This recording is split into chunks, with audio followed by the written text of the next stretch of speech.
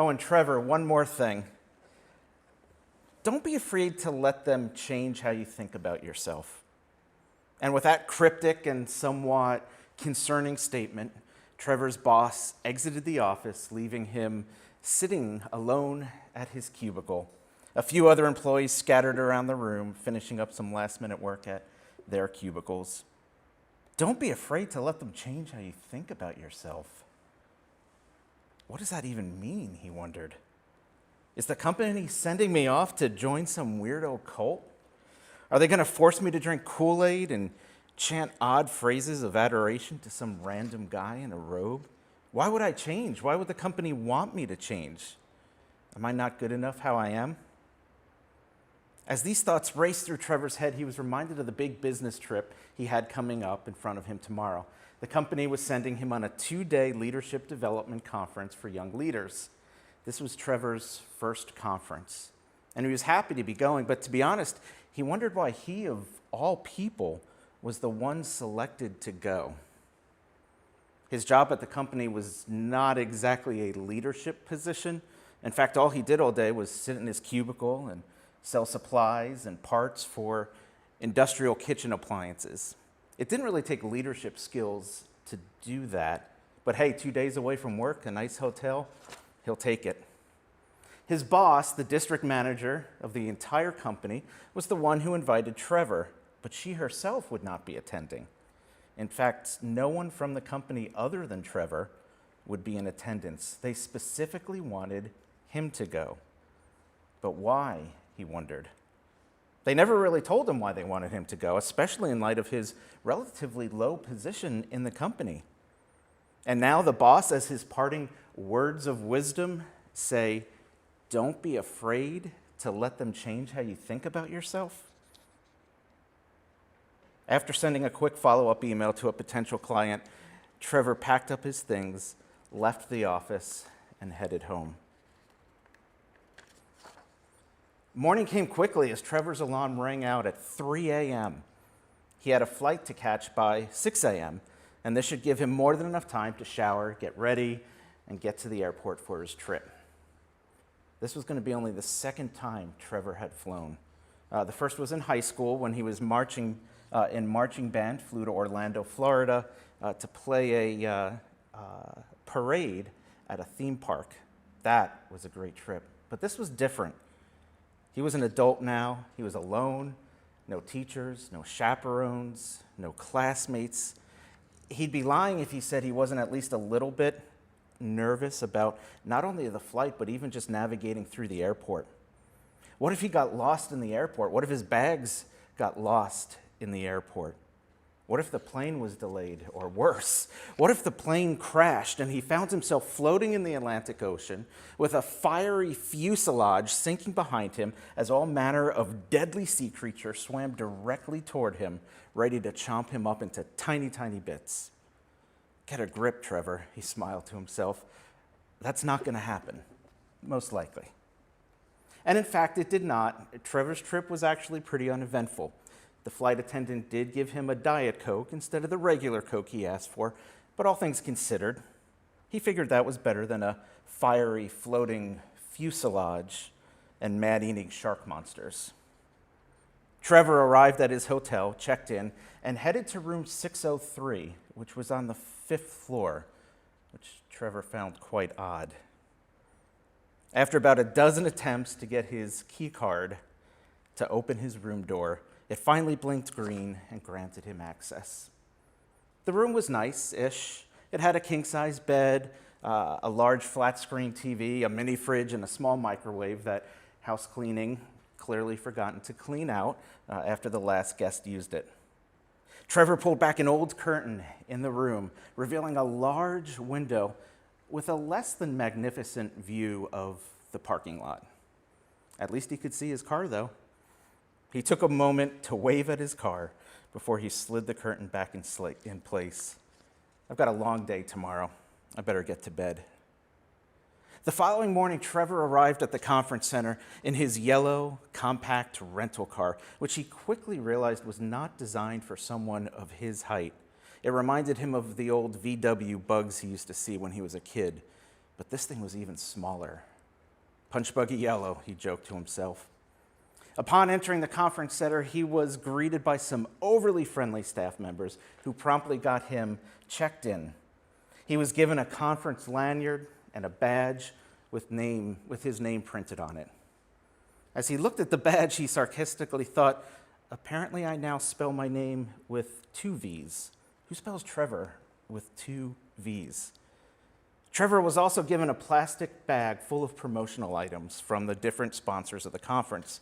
There were advertisement cards and brochures, branded pens, a nice leather journal, and a small plastic water bottle with the name SemiplexCon Industries and Technologies on it. What a horrible name for a company, Trevor thought. What do they even sell? As Trevor walked to the main gathering area for the start of the first general session, he passed a large resource area with a temporary bookstore and several long lines of vendor booths who were there exhibiting at the conference. Trevor entered the gathering space and quickly realized that about 90% of the seats were already filled up. As he looked around, he saw the majority of the audience was young adults in their 20s and 30s. I bet their names are spelled correctly on their badges, he thought. He found a seat next to a man who looked to be in his late 50s. His gray hair and business professional suit definitely made him stick out in a sea of trendy haircuts, skinny jeans, and lattes. Though Trevor knew very little about this conference, he did know that it was primarily for young leaders. This old dude did not fit that description, or at least not the young part. No matter, though, the session was about to begin. After some initial announcements and a few odd audience participation icebreakers, they introduced the first keynote speaker. Trevor had never heard of the speaker before, but according to the introduction, she was the CEO of a large and successful company. Apparently, she was also a published author, a highly sought-after public speaker, specializing in leadership development and personal productivity. Still not completely sure why he was there, Trevor settled in to listen and hopefully learn from this experienced leader and teacher. The speaker's name was Cheryl Atkins to be specific, and she wasted no time getting to her point. You have influence. She said it again. You have influence. She then engaged the audience and instructed the audience to yell, I have influence. Again, she said, and the audience yelled again, I have influence. Both times, Trevor mumbled the phrase under his breath, not really ready to fully engage yet, and to be honest, not really sure he was fully believing what he was being asked to yell. One more time, she instructed, all together, I have influence, yelled the audience. Good, she said. Now, what is influence?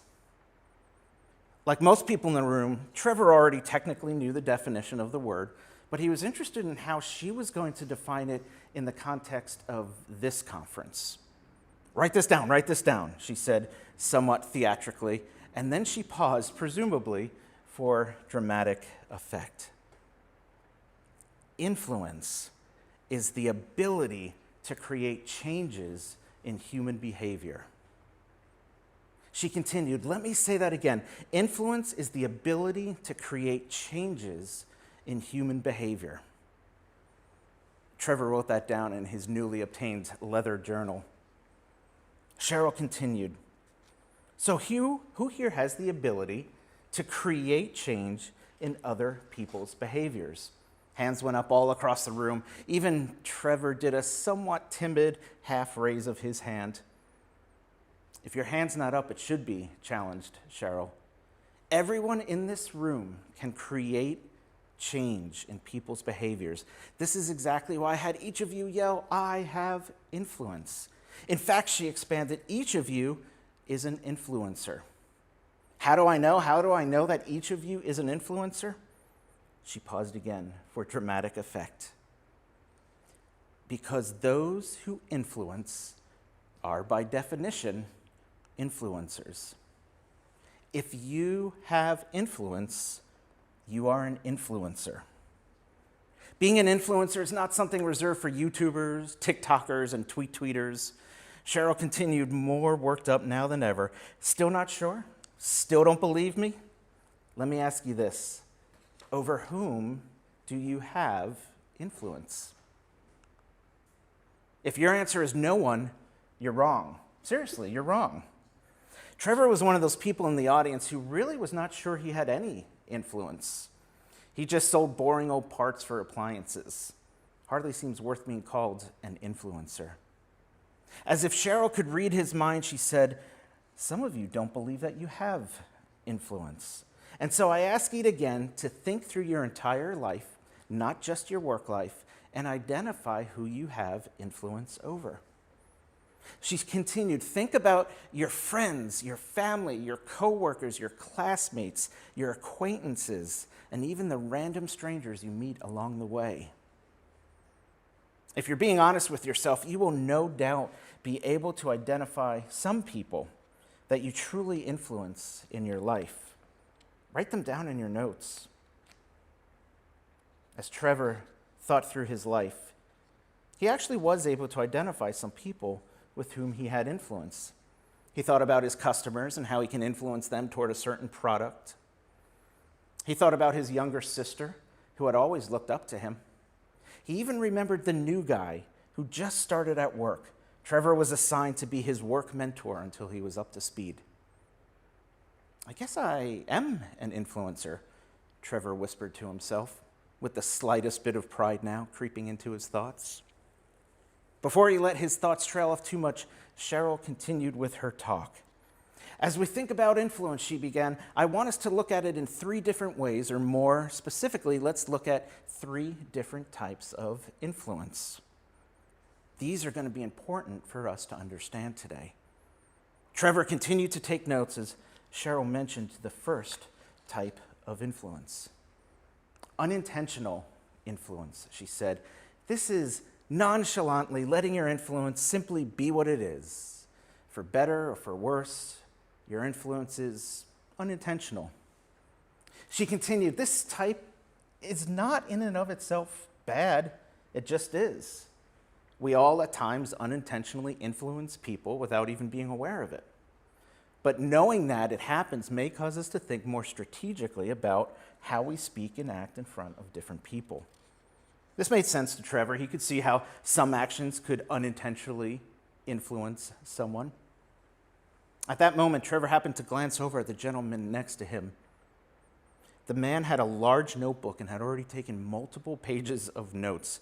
Trevor looked down at his own journal and realized he had not taken nearly that many notes. That was okay, though. Trevor brought his attention back to the stage in time to hear Cheryl discuss the second type of influence, intentional. She talked about intentional influence as positively and intentionally influencing others with your thoughts, your words, and your actions. She said this is usually where you can make the biggest and healthiest impact by being intentional to positively influence others. Trevor liked this idea. If he was indeed an influencer, he wanted to be intentional about it. Cheryl continued, the third type of influence is intentional. What? Trevor thought. She must have gotten her notes confused. She said the second type of influence was intentional. Again, as if she could read Trevor's mind, she said, now stick with me here. I know that I told you that intentional was our second type of influence, but I contend that there's another type of intentional influence we need to discuss.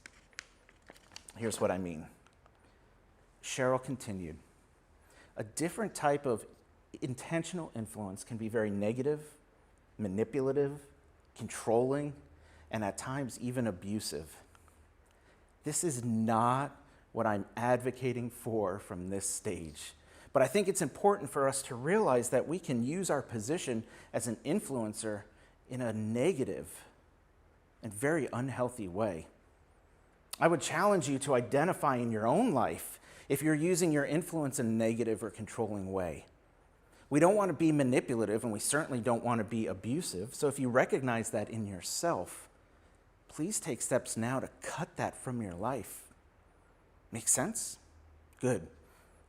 Over the next several minutes, Cheryl continued to speak about influence and how it can be one of the most important skills a person can hone. Trevor continued to take notes and think about influence as it related to him. Before long, Cheryl had finished her talk and the conference entered into a 20-minute break. Trevor left his stuff at his seat and wandered into the lobby with his new identity as influencer. He entered the makeshift bookstore that was there, set up specifically for the conference. There were dozens upon dozens of books and resources designed to help people grow as leaders and as people. He even noticed a prominently displayed shelf of books, all by the same author, one Cheryl Atkins. Trevor could tell that she had been writing about leadership for a long time. His eyes caught the title of her latest book called I Have Influence and So Do You, Positively Leveraging the Influence We All Have. Trevor thumbed through the book. He quickly recognized that some of the things she just spoke about in her keynote session were also in the book. He also realized the book had far more in depth than what he had just heard. He decided to purchase the book. As he waited online to make his purchase, he began reading, and by the time Trevor's turn in line had come, he had almost completed the entire first chapter. As he walked back to his seat in the auditorium with only 90 seconds left of the break, he continued to ponder the fact that he was now thinking of himself as an influencer. At that moment, his boss's final comments to him made sense. Don't be afraid to let them change how you think about yourself. She instructed him just one day earlier. And now in just one session, he had already begun changing how he thought about himself. Trevor began to understand just slightly why she may have sent him to this conference. With that, the next general session began and the next speaker was introduced. The presenter's name was Kahari, and he was the president of a large nonprofit organization in Africa who worked closely with the governments of several African countries to provide health and human services to the poor and needy. Kahari had an international following, and Trevor quickly realized that it was an honor for him to be sitting underneath his teaching for the next hour or so. Kahari began his talk by telling the story of his poor upbringing in Kenya and how his parents had both died before he was even a teenager. Kahari was taken in by an uncle who merely provided a roof over his head and a couple small meals every day. But his uncle was unable or unwilling to provide a true parental support, encouragement, and structure that a young boy really needed. As a result, Kahari found himself in trouble with the law quite often.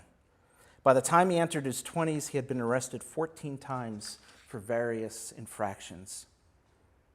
Kahari went on to talk about the day his life changed when a visiting businessman met him and offered him a good job, with responsibility and a good salary, at least good for a 20-year-old with no experience that didn't include a jail cell. He worked with that businessman for 7 straight years and became the number 2 leader for the entire company. Eventually, he left that company and started his own nonprofit organization, which has seen tremendous success and has helped countless people in need. Trevor was impacted by Kahari's story and wondered if he would ever have a story like that himself. As Kahari finished up the introductory story portion of his talk, he began to talk about leadership. In our first session, Kahari continued, Miss Adkins eloquently built a case that all of us here today have influence, that we're all influencers. My goal today is to build upon that idea and convince you that you are not simply influencers, but that you're all leaders. So let me begin with a question. What is leadership? He continued, I love this simple but profound definition. Leadership is the application of influence. Simple, right? Leadership is the application of influence. Kahari continued, don't like that definition? What about this one from John Maxwell? Leadership is influence. Nothing more, nothing less. Expanding on this idea, Kahari put up a quote by Ken Blanchard that said, "The key to successful leadership is influence, not authority." So what is my point in showing you these 3 quotes, asked Kahari? Simple.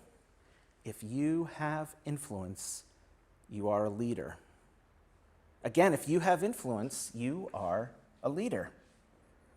Miss Atkins built a case that you all have influence, and I'm here to tell you that as a result of the influence that you all have, you are a leader.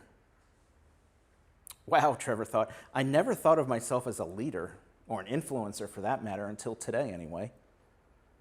As Kahari continued to speak about leadership, Trevor got lost in his thoughts about whether he could really think of himself as a leader. His thoughts were interrupted when he heard Kahari say, let's talk about 3 different positions of leadership. The first position is this, said Kahari, leading up. Did you know that we can influence and lead those who are in leadership over us? Leadership can be a two-way street. Yes, they lead us. Yes, they influence us.